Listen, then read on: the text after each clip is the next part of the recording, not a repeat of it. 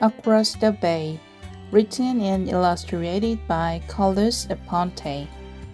Carlitos lived in the town of Catania across the bay from the capital. Mango, avocado, and banana trees grew in every yard. These were the pride of the people. Most of the family in Carlitos' town looked the same. His family didn't look like the others. Carlitos lived in a colorful house with his mother Carmen, Isabella, and Coco the cat. Freshly arsenic filled every room. These were Aviela's favorite flowers. Carlitos loved the town of Catania, but he didn't like the barber shop. Buenos dias, Dona Carmen, said Francisco the barber. Buenos dias, Francisco, and Carlitos' mother. Just a drink for my handsome little man. Carlitos blushed. And if you finish first, said Carmen to her son, I will be across the street at a beauty salon. Carmen paid the barber, blew her son a kiss, and left the barber shop. Carlitos took a seat and waited his turn next to the fathers and sons. After his haircut, Carmen returned to drive Carlitos home. The little boy stared out the window at the Capitol. Mommy, where is Poppy? Carlitos asked. Do you think he will ever come home?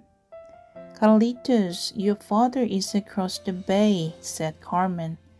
Sometimes things don't work out, but Abuela and I love you very much.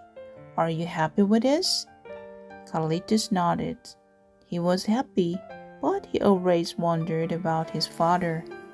Why don't we go to the beach tomorrow? Said Carmen. Imagine the fun we will have. At home, Carlitos opened a small wooden box he kept in his dresser.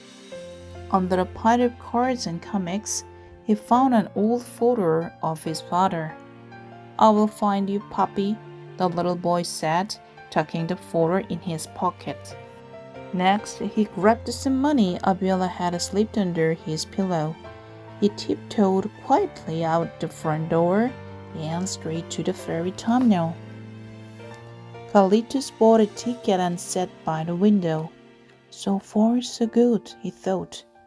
On the boat ride, the boy heard a whoosh and splash as the ferry cut through the waves.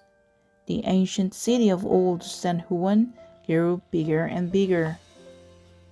The trip was short, but it felt like a long voyage.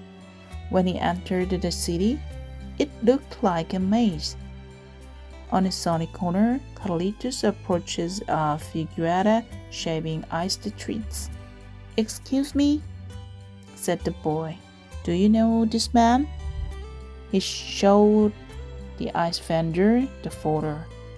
No, said the vendor. But there's a woman named Cassandra who feeds stray cats by the catheter.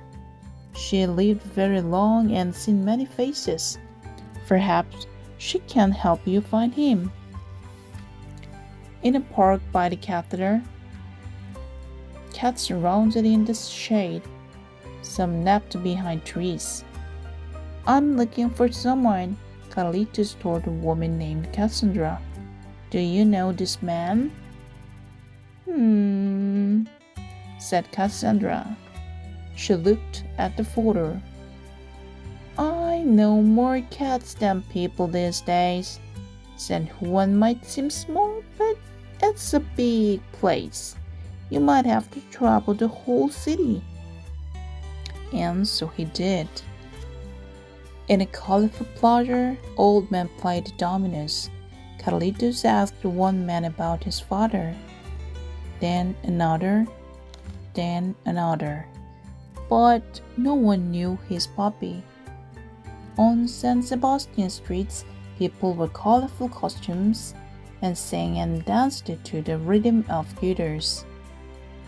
Que bonita bandera, es la bandera puertorriqueña. The little boy searched the faces in the crowd, but no one looked like his father. Carlitos searched all of the city. He walked so far, he reached the edge of the old San Juan. The castle El Moro stood at the top of a hill overlooking the bay. The only place left to look is that castle, Carlitos said. Papi must be in there. The little boy sprinted across the great lawn. His spirit felt as high as the kites in the sky. Carlitos arrived at the steps of the castle. "Do you know my father?" he asked the park ranger. "Maybe," said the ranger. "What does he look like?" The little boy reached for the photo in his pocket. "Oh no," said Carlitos, his eyes filled with tears. Somehow the photo was gone. Clouds darkened the sky. Rain poured down in the buckets. Carlitos and the ranger found shelter under an archway. "Why are you crying?" the ranger asked Carlitos. "I lost the photo of my father," said the boy.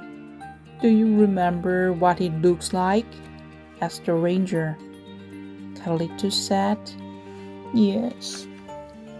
"Then he will live forever in your memory when sad things happen," the ranger said. "I think of them like dark clouds. No matter the storm, the sun always returns." And just like that, the rain stopped. The sun came out and everything looked shiny and new. Carlitos walked along the water and glanced at the town of Catania. He wondered what his mama, Isabella, and Coco the cat were doing at the very moment. Now the sun was beginning to set. "Fresia Cenis!" a street vendor shouted. The little boy smiled.